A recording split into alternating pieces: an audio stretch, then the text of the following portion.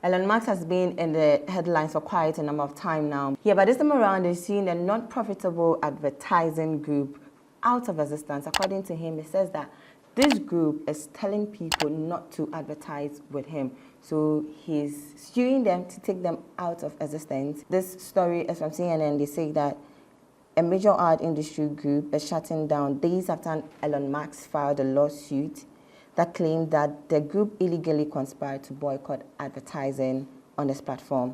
And the name of the non-profitable advertising group is Global Alliance for Responsible Media.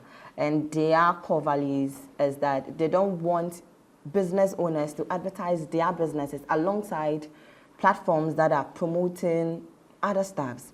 Yeah, so this is what they are doing. This is what they stand for. But Elon Musk is saying that their values or cause is not making people to advertise with his platform or handle.